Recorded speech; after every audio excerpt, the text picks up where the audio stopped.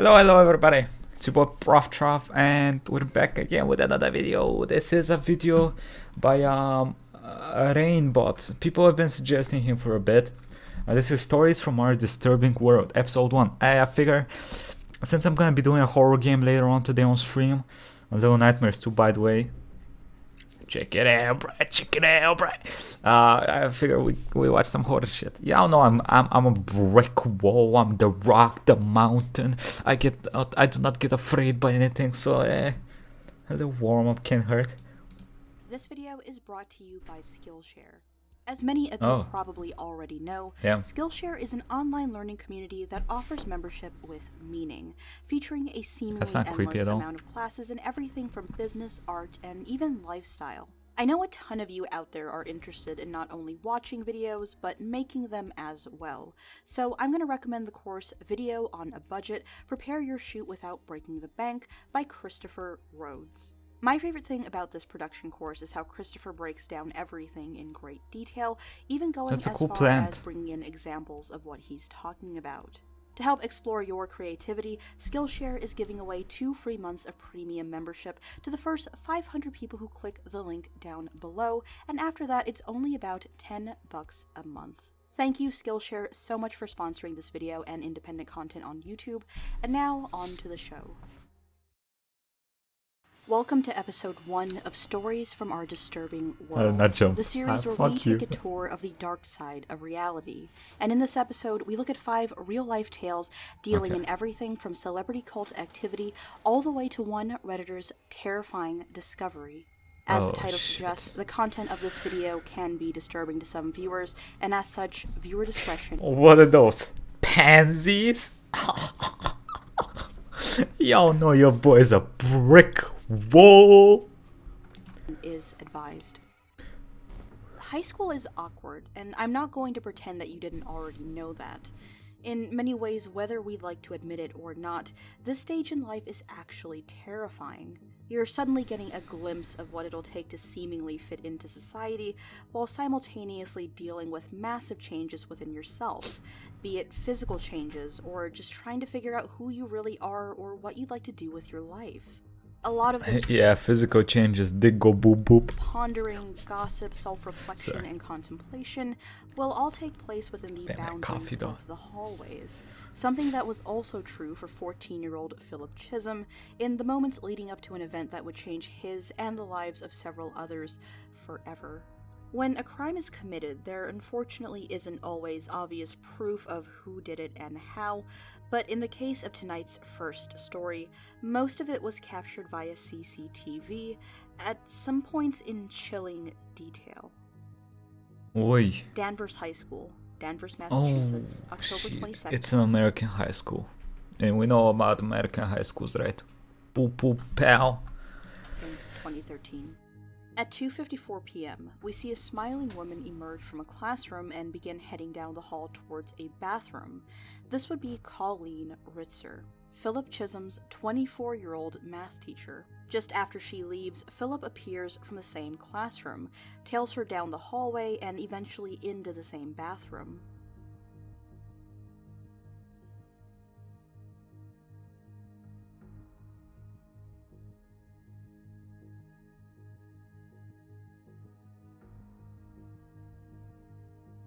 Oh no.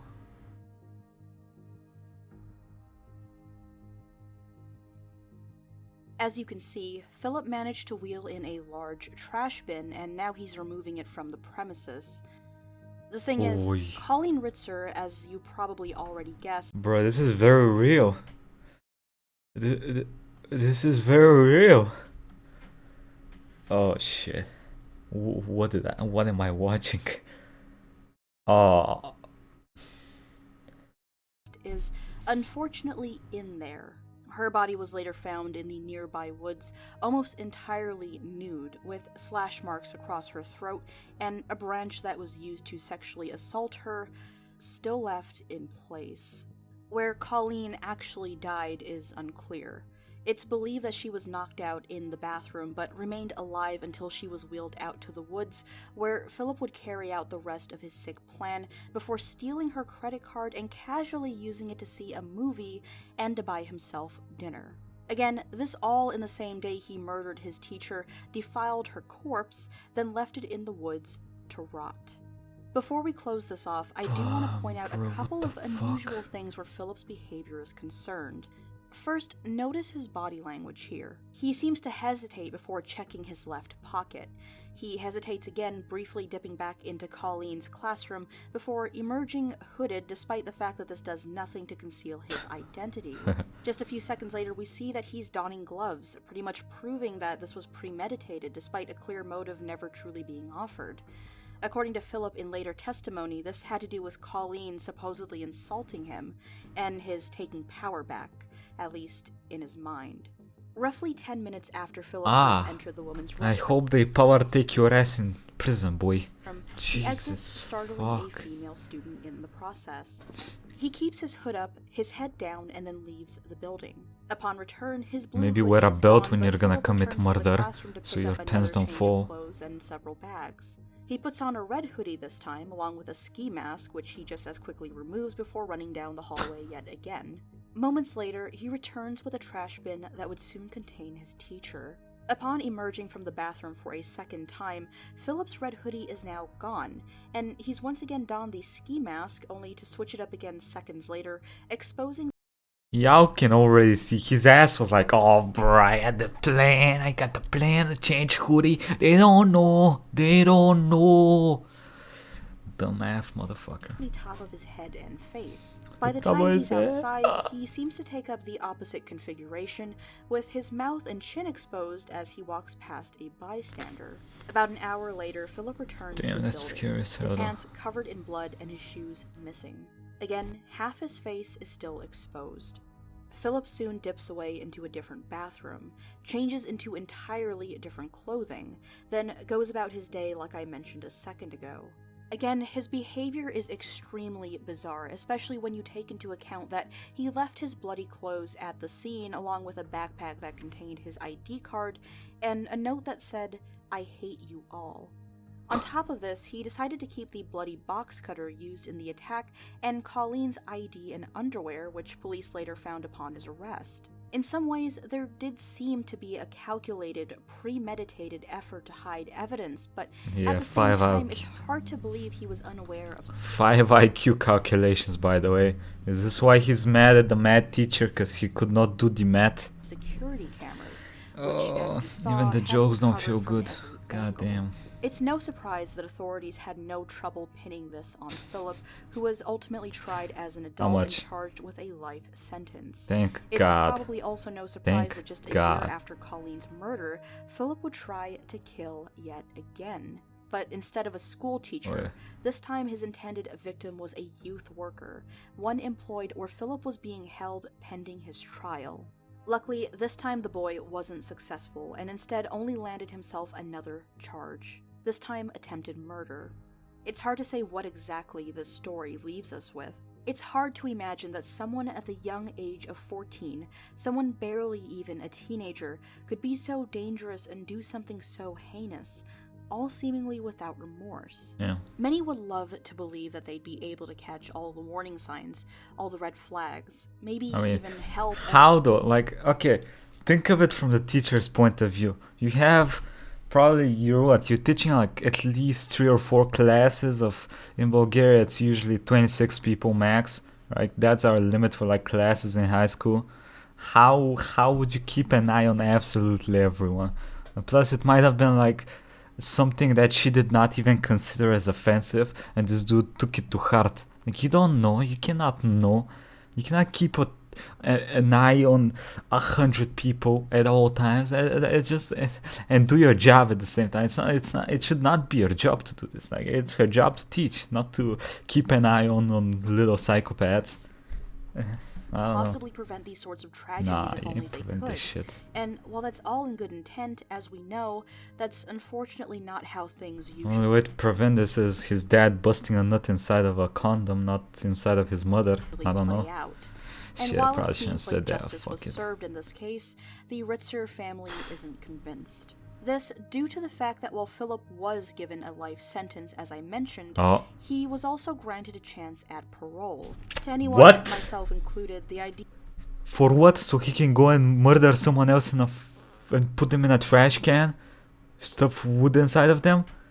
Come on, America, please. The idea of someone as unhinged as Philip being back on the streets is absolutely terrifying. Yes. But for Colleen's family, it's heartbreaking. Keep in mind, Colleen was young herself. Yeah, 24. Only in her mid-20s when her life was ultimately taken from her. So what? Wait, 24, was that like her first year as a teacher? Yeah, probably was her first year as a teacher, or second, maybe. Probably her first one. Damn.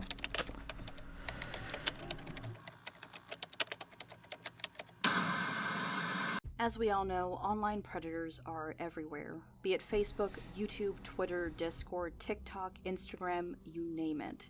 No matter the platform, there will always be adults using it with the intent to lure an underage individual into a relationship. No. Oh, the I'm problem gonna be is pissed. seemingly Why am I watching? Why do I watch these videos? Ending, and there unfortunately seems to be no real solution in sight. From time to time, we'll hear about stories of alleged predators in the news. The most prominent in recent memory has been the story of Onision, who I'm sure you've all heard is being investigated by none other than To Catch a Predator host Chris. Not too long ago, we heard. Wait, didn't my boy Chris cheat on his wife? I mean, it doesn't matter, to be honest. Like, completely different things. Keep grabbing the little child molesters, Chris. Maybe stop cheating on your wife, though. Named Austin Jones, who has since gone on to become a convicted sex offender. Ooh. The point is, these days we're very aware of the adult with a fan base who lures in underage fans, but what about predators who aren't famous, who don't have the lure of celebrity to aid them? What methods do they use, and how can we watch out for them? What if they masquerade as the very people they prey upon? This is the now defunct Instagram page of a user called Nora the Wolf. Notice how this person's bio says they're 16 and female. Here, we see that the account has over 2.7k followers, but at one point, that number was as high as 7,000. So, what happened? Well, Nora made friends. A good amount of them, actually, specifically within a niche pocket of Instagram's art community. Many of Nora's followers were, as one might expect, young artists looking to connect with other young artists. That's cool. Nora was able to fit in, quickly engaging in private conversations with many of her colleagues from around the community, usually hailing from around the 13 to 15 age bracket. Nora was very forward, not shy at all. In screenshots of her conversations, we see that she very quickly asks some very personal and inappropriate questions, pretty much right off the bat. In this case, for example, Nora issues a list of Do you have a passport? Who asks shit like this? What? Do you have a passport? What's your full name? What school do you go to? Are your parents strict or protective? Nora even asked this person if they've ever done certain explicit acts. The user answers each question, then Nora asks how old they are, 13 being the answer. Bet you said you're 16 in the thing. Oh. Run, kid, run! And then asks for a picture of the 13-year-old. The 13-year-old complies. Nora compliments them on their appearance, asks if they've ever considered modeling, and then suggests copying poses from pictures. This is the image that Nora suggests that, again, a 13-year-old should emulate. As you can see from the screenshot, the young girl is obviously uncomfortable, but Nora tries to ease the pressure by saying it would somehow be funny. Now, the thing is, teenagers do this kind of stuff all the time, whether or not parents want to believe it. We've all been young, and we've all shared embarrassing conversations with friends, be it in person or... Yes!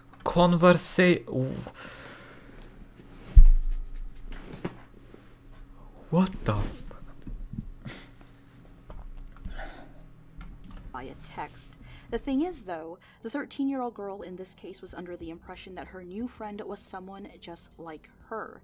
Only, Nora wasn't actually a girl. Yeah, no shit. In conversations with other underage users, Nora admitted to being a male, as you can see here. Oddly enough, in a later conversation, Nora gets his story mixed up, once again claiming to be female. What do you mean later? He did it in the first conversation you showed us. I thought it was supposed to be a 16-year-old female. She said she's 14 as well. Like, how can you be dumber than a kid? You're trying to...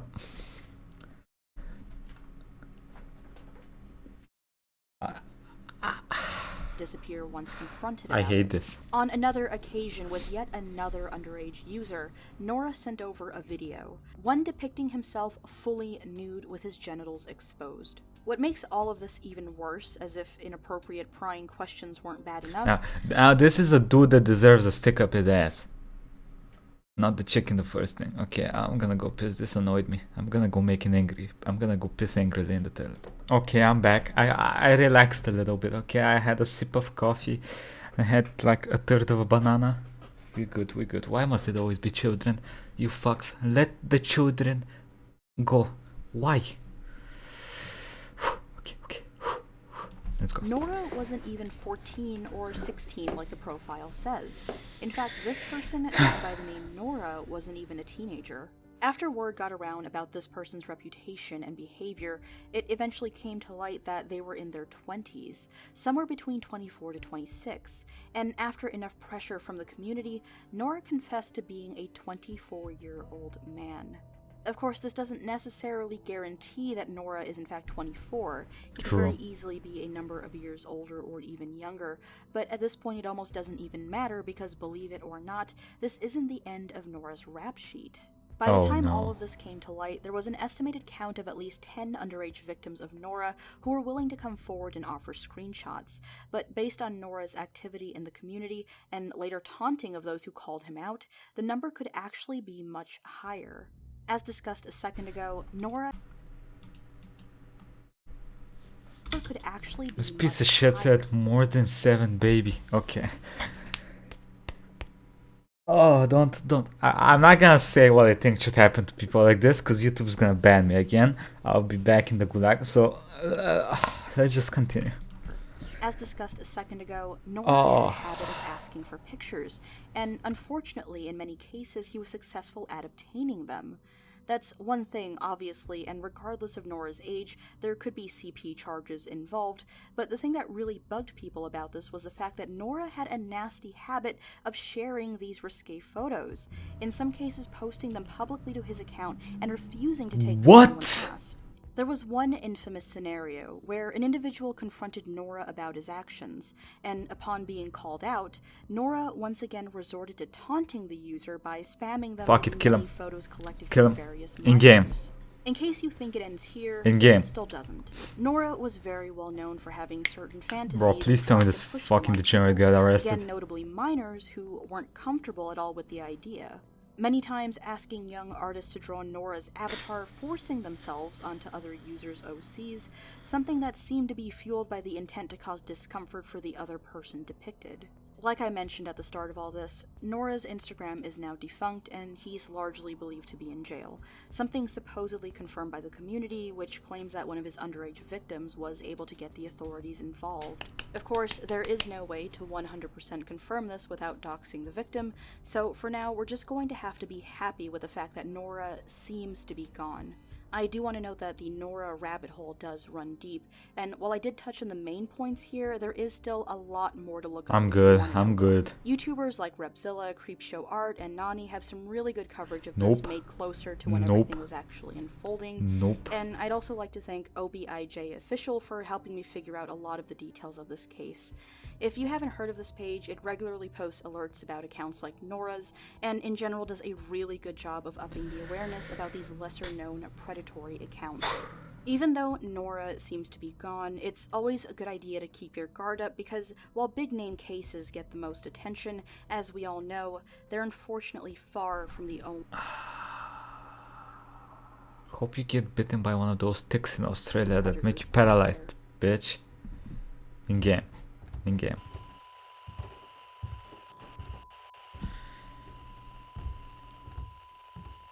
Please, no more children. Bedrooms are, of course, by far the most personal rooms in any home. A sanctuary away from the world. A guaranteed space... I don't think you've seen my bedroom. My bedroom is like in every room. Like an everything room. I got weights. I got green screen that takes up half my room. For us to retreat to at the end of each long day. This comes with certain expectations, namely comfort, safety, and privacy. Oh. And when those things are violated, it can feel like you've had something ripped away. Stolen, even. After all, what good is a home without a piece of... Let's be honest. If you see a fucking eyeball watch you through some hole, you know, to God, you know I must stab a knife right inside your eyeball in-game. Okay? Listen, I ain't even gonna call the police. I'm even gonna call the ambulance or you bleed to death in-game, okay? What the fuck you doing watching me through a fucking eye hole? Mind. For one Redditor, this would become an unfortunate reality, one that wasn't even brought to light until after it happened, but still within the time frame for danger to be looming just around the corner. The story is told in a single photograph. What is this? My daughter took this image at 11:56 p.m. with my wife's iPhone. Me and my wife were both asleep and no one else lives here but us. Plus, the light is strange because the lights were off, and the image was taken from the room to the living room. Those who commented were disturbed, and rightfully so. They asked the OP questions to gain better context. Bear traps. OP is from the US, and oddly enough, his daughter, age 4, doesn't actually remember taking the image. The assumption being that she was half asleep while doing so. He and his wife, of course, aren't responsible for the image either. Looking at the figure, it seems almost impossible that it can be anything other than a person, one that seems to be holding a flashlight. When asked if maybe OP or his wife were sleepwalkers, he points out that the silhouettes fit none of their body types. Of course, the next logical conclusion would be that this midnight intruder was some kind of burglar, but what makes... This is why this can never happen to me in Bulgaria. Listen, my apartment's like small as fuck. You cannot break in without me hearing you. This shit cannot happen. So I think I'm safe with these. Plus it's a house. Like, this could probably happen if you have like a 3-story house. It takes you like 15 minutes to explore your house. Yeah, this can't happen to me, so I'm kind of safe, but it's creepy as hell. Makes that theory seemingly go out the window is the fact that nothing was stolen. And to make matters worse, there wasn't any obvious signs of forced entry or anything left unlocked.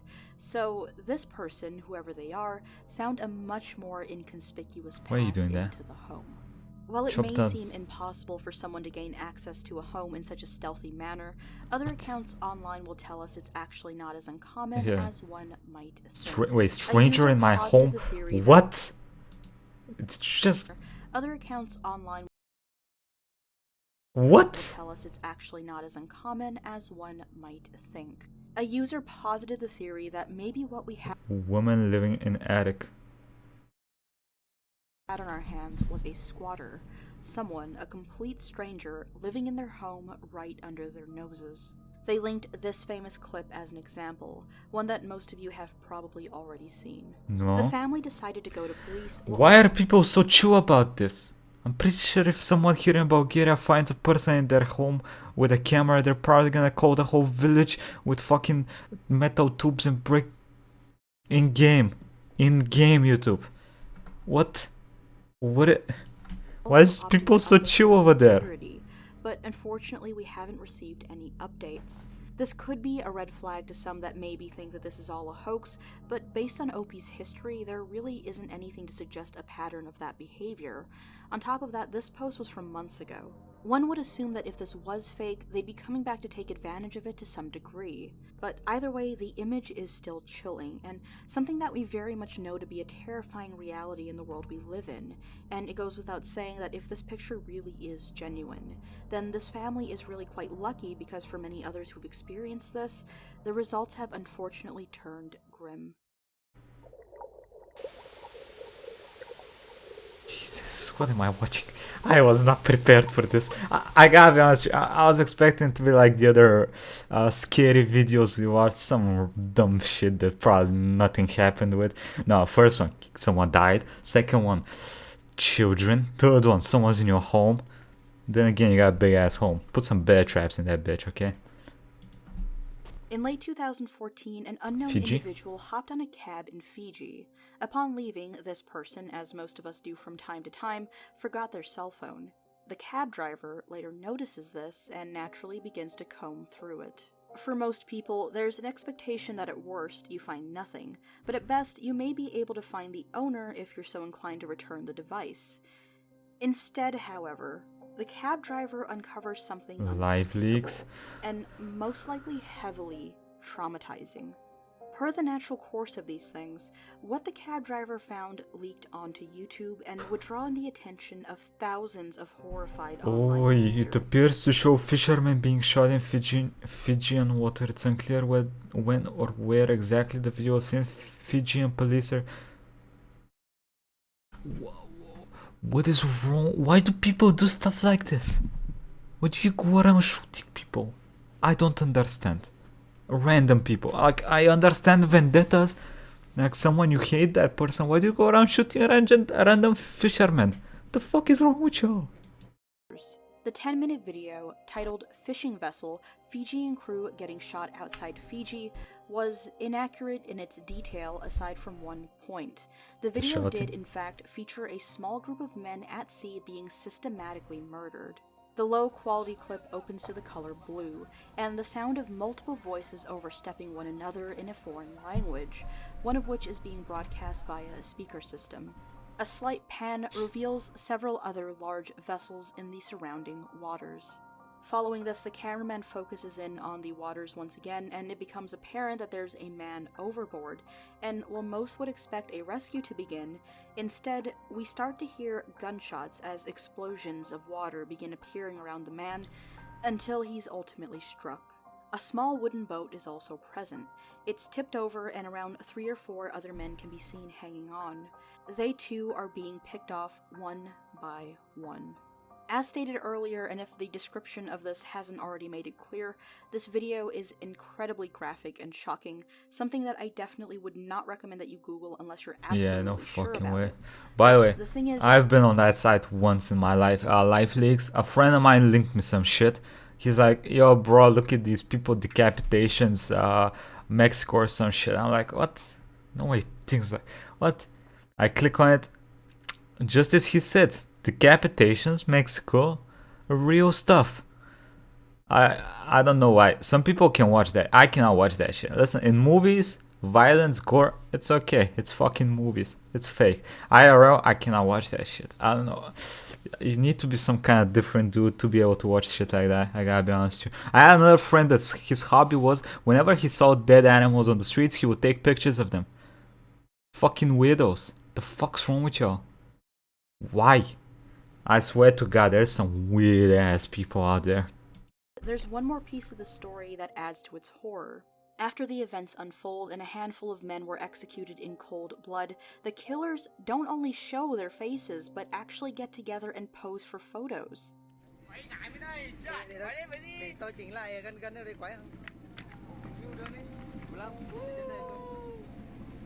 What the fuck?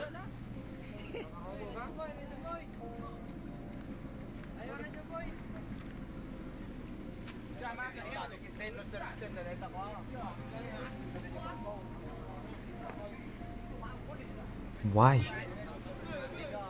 Why? Bro, how dare you shoot people with those ugly ass fucking shoes and socks on? How dare you take another man's life when you're wearing those disgusting things? And this dude's fucking, he doesn't even have shoes on.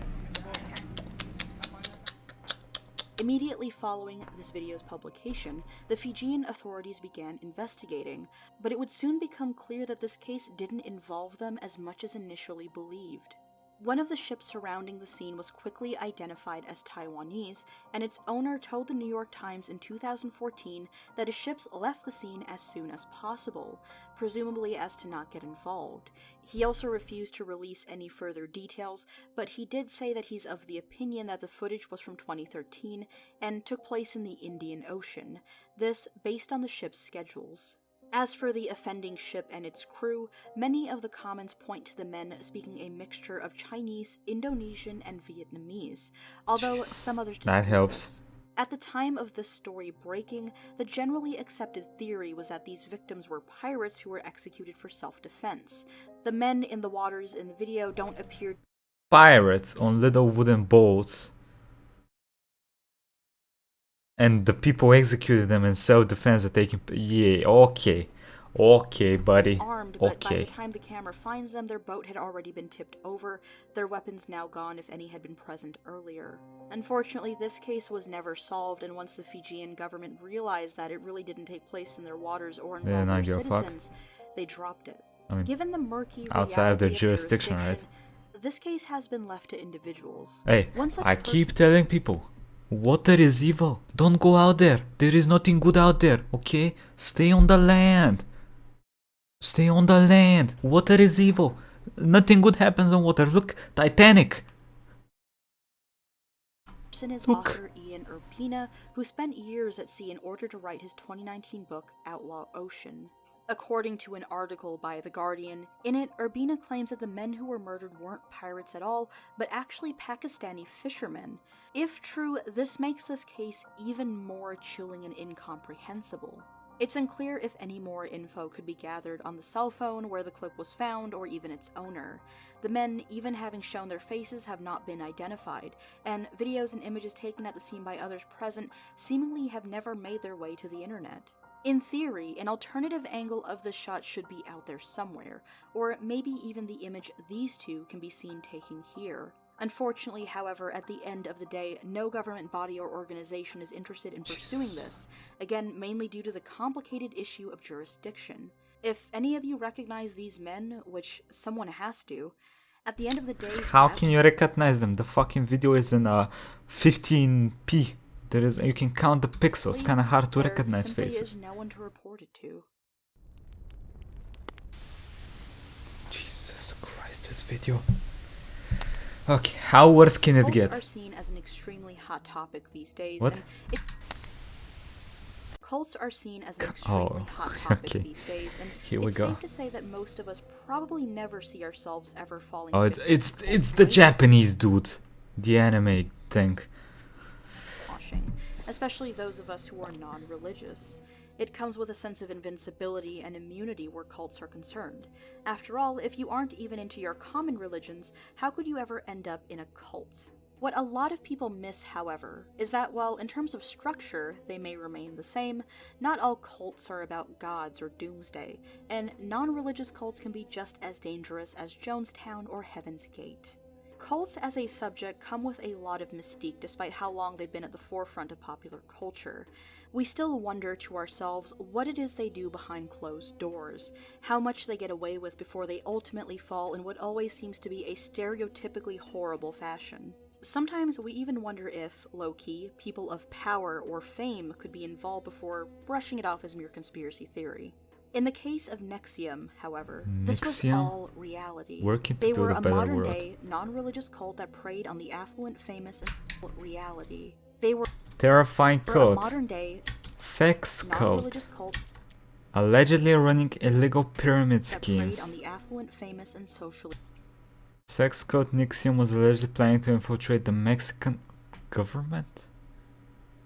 Powerful, all under the guise of self-improvement, something that basically all of us are looking for no matter your religion, race, or how you identify. NXIVM, on the surface, was a company dedicated to wellness and healing, something they claim to help you work towards with their transformational workshops, you better not be hosted by other companies that operated within the NXIVM umbrella. On official terms, NXIVM was technically a multi-level marketing company that began operations in 1998. Its founder, a man... Wait. At least 99% of people who join multi-level marketing companies lose money. Interesting percentage there. That began operations in 1998. That's what I hate about people that seek this fucking self-improvement shit. Like, you see it became a global thing all of a sudden nowadays, right? Everyone is seeking this self-improvement, so they join these groups. I never understood this. Never understood it. It is self-improvement. Why are you joining groups? Improve yourself. Self-improvement. Why are you looking for that shit in other people? Look for it in yourself. Look what you... Find what... decide what you want to improve and start doing that shit. Don't go in groups. What are you self-improving in a group? That's what annoys me about these self-improvement shit. By the name of Keith Raniere, who would later be convicted of sex trafficking, conspiracy, and conspiracy to commit forced labor, amongst others. NXIVM was free to run rampant for years, and while there were allegations of the company being a cult from as early as the wear your shoes, you stinky... The the story didn't reach its peak until 2017 when the New York Post released this article. Inside a selective group where women are branded.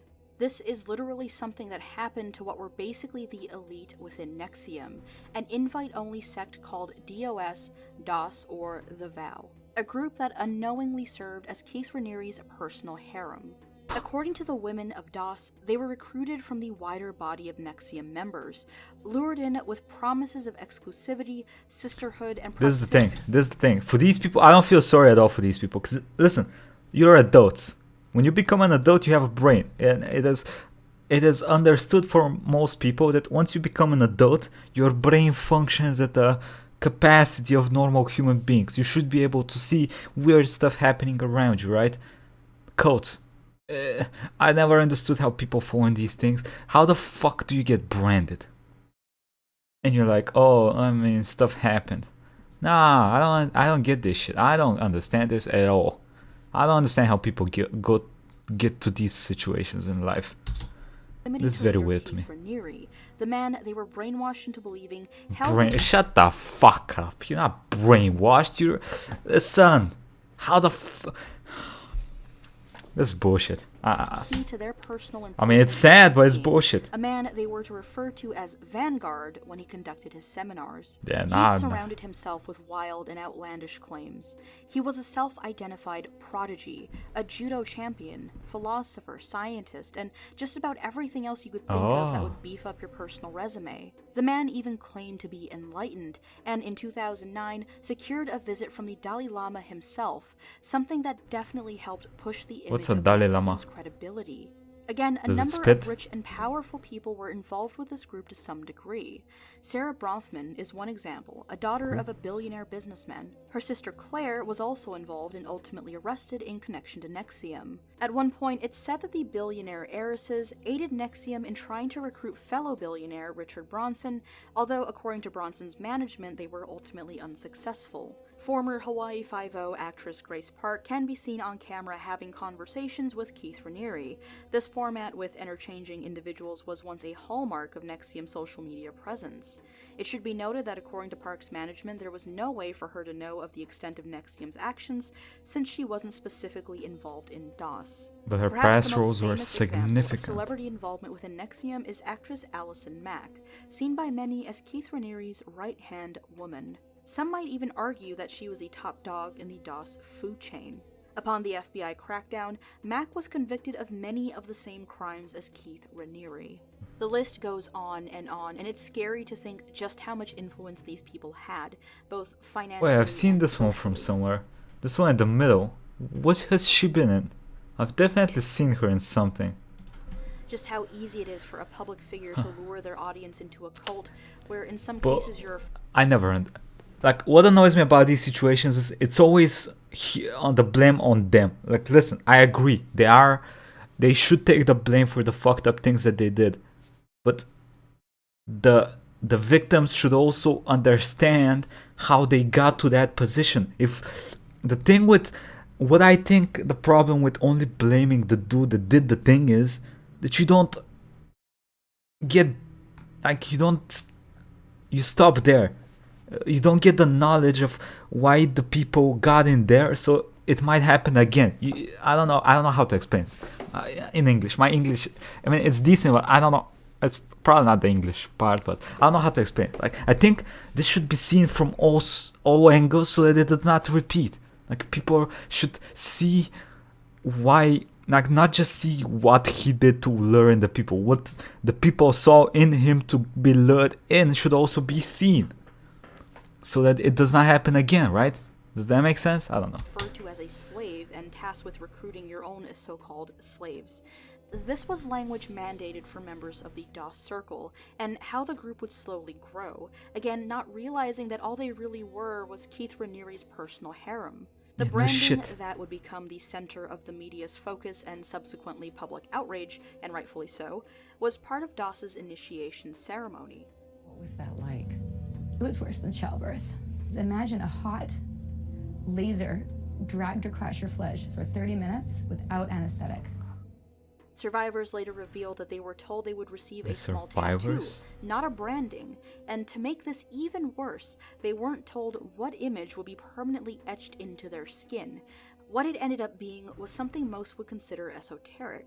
At first, no one really noticed, but upon further inspection, members began to speculate that the bizarre symbol was actually made up of Keith Raniere's initials. The NXIVM rabbit hole is deep and seemingly never-ending.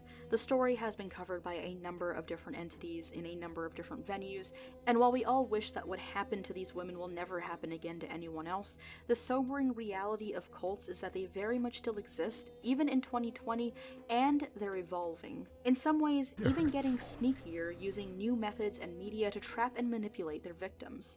For the rest of us, the best we can do is keep an eye out, both for ourselves and for our loved ones, understanding that there should never be any obligation to serve any person or organization to the point of discomfort or worse, physical or mental injury. Okay, so that's the video. I hope you guys liked it. I'm gonna apologize right now for the way that I've sounded throughout this video and the way that I sound now. I've actually been kind of under the weather for a little bit. It's nothing serious, no need to worry, but I don't sound very good. But anyway, I'm delusional. I don't even know if I already thanked you guys for watching, but thank you for watching, and now it is time to thank the patrons. T. Gorman, Connor H, Andrew L, Danielle G, Shadow J VHS Squid, Shelby S, we're gonna let this go. Joel H, Zerai, Guillermo M, Eric, Lance, Esper Nix, Raphael C, Nick B, Krista S, Keith Z, Inda Graves, I think I pronounced that right, Benjamin M, Scorian S, Amelia J, Richard R, Bloody the Elf, Sean D, Lou B, Anthony M, Isaiah C, Borealis Knight, I don't know if I pronounced that right, forgive me, Jeremy R, S Estrada, Brief Bloom, and Mohammed S. Again, thank you guys so much, and I also want to say thank you to the $5 patrons, who all of you can see on screen right now as well, and with that all said, I'll see you guys all again next time. Well, there is a part 2 to this video. So what do you guys think? Do we go deeper? Like, I like watching these because they're like, there is always something to take from every video you watch. It doesn't matter how stupid it is or how deep it is, how dark. There's always something to take from videos, right? So let me know what y'all think. Quick thank you to my patrons and my YouTube members. Pedro Martinez, Camasco, Unit, Swastic, Fuchs, Chicken 53, Senior Hill, Lemon, Moonlight, Madash, Ronic, Nada, James Bizon, Eteruga, Hideki 25, Malcolm, Museum, Nicole, Girgiev, Shadi, Leroy, and Olivia. Thank you all for the support. Let me know what y'all think. I want to hear your opinion on these codes. I just don't understand how that happens. How you go so deep into something and stuff fucking starts doing slavery shit in 2021 or whatever that shit happened. Yeah, just let me know, okay? Have a nice day, everybody. Bye.